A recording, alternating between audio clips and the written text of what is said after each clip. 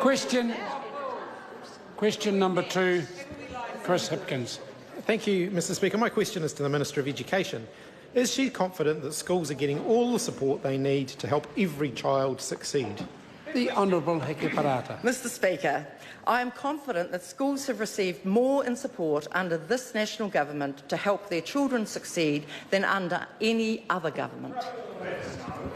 Supplementary question, Mr Speaker. Supplementary question, Chris Hipkins. Why did she allow the number of education support workers employed by the Ministry, full-time equivalent education support workers employed by the Ministry, those who work with the youngest and most vulnerable, to be halved from 275 in 2008 to just 134 in 2015, according to the answer that she has supplied, her own numbers, through written parliamentary questions? The Honourable Hekia Parata. Then they will be factual.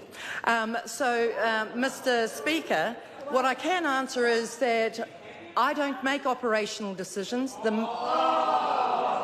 I guess it's a surprise to the opposition, but that's how government works.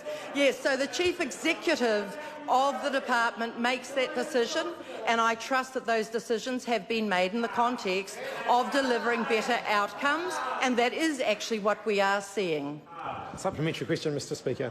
Supplementary question, Chris Hipkins. Which does she believe does more to support students with the highest needs in our schools and early childhood centres, halving the number of education support workers who work directly with children, or the 700% increase in the Ministry of Education's use of consultants during her watch, taking the consultant spend from $4 million under Labour to $35 million under National?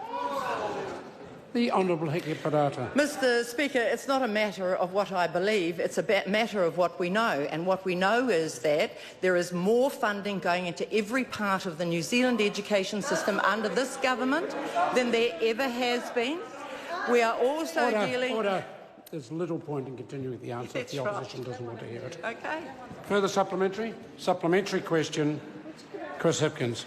Was the fact that the number of students receiving special education communication services, behaviour services or OARS-funded services within 90 days of referral are all declining the reason that the performance measure was removed from the Ministry of Education's annual report altogether?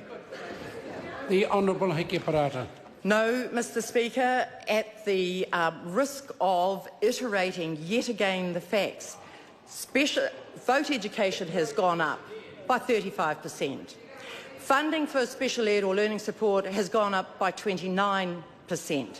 Participation by young people with all kinds of needs has increased significantly. The way that young people are getting support in terms of education does change from when the member is referring to, and it changes all the time. And I am answering the question. We're seeing more young people participating. We're seeing them getting better education. We're seeing them leave with more qualifications. We're seeing them go on to more tertiary options.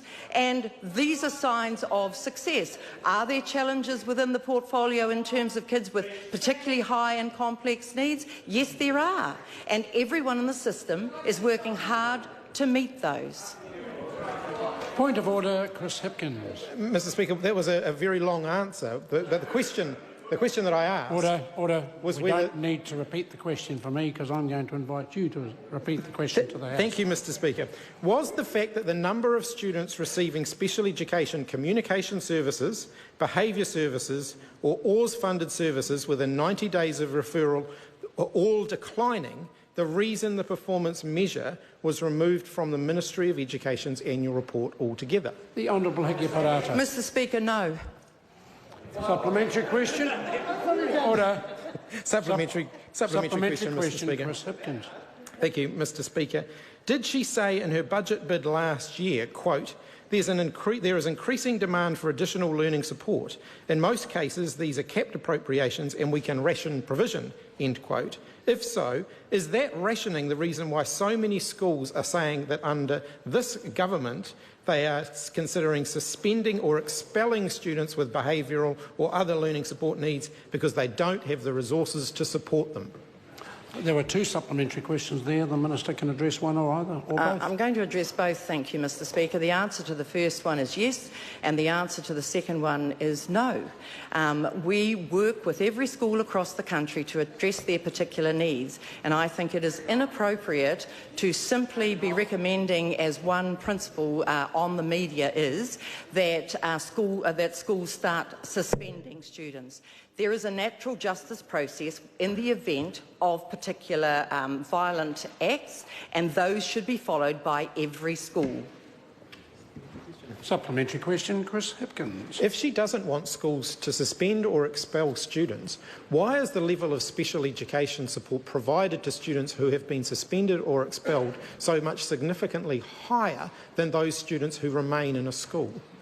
The Honourable Hekia Parata. Mr Speaker, I think the member is conflating two things. There are students that are suspended for particular reasons, and they've all gone through a natural justice process, and then they go into alternative education, and then they get particular support. But I'm answering the first part of your question, which relates to a particular principle recommending that schools simply start suspending students. And the answer there is that would be irresponsible, and they must follow the process. Question number order. Question number 3, Scott Simpson.